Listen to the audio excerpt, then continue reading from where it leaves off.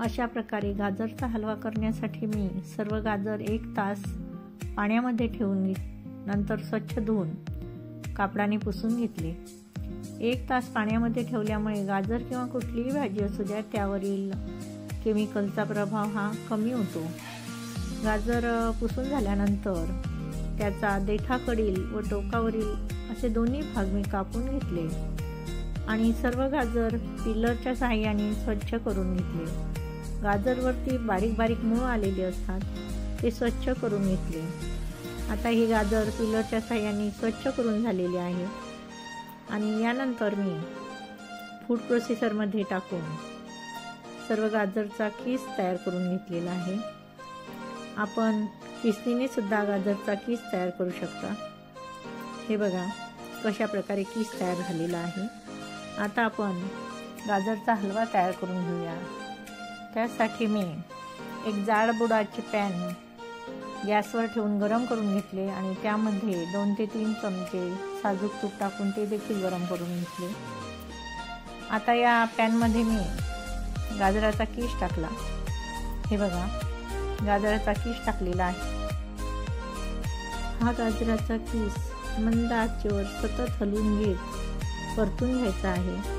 शक्यतोवर गाजराचा किस हा बारीक किसणीने तयार केलेला असावा जेणेकरून हलवा करताना किस लवकर शिजला पाहिजे व त्यात टाकलेली प्रत्येक गोष्ट म्हणजे खवा, तूप आणि साखर लवकर एकजीव झाली पाहिजे जेणेकरून हलव्याची चव अगदी अप्रतिम लागते। हा हलवा बघा कशा प्रकारे मी गाजराचा किस पॅनमध्ये परतून घेतलेला आहे। आता त्यावर झाकण ठेवून 4 मिनिटे हलवा चांगला शिजवून घेतला आणि नंतर त्यामध्ये साखर मिसळून घेतली।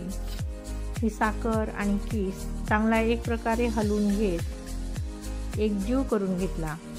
हे बघा साखर आणि गाजराचा किस चांगल्या प्रकारे एकजीव झालेला आहे आणि यानंतर यामध्ये खवा मिसळून घेतला। हे बघा आता या किसामध्ये मी खवा टाकलेला आहे आणि आता खवा आणि हे मिश्रण चांगल्या प्रकारे मी मिसळून घेतले।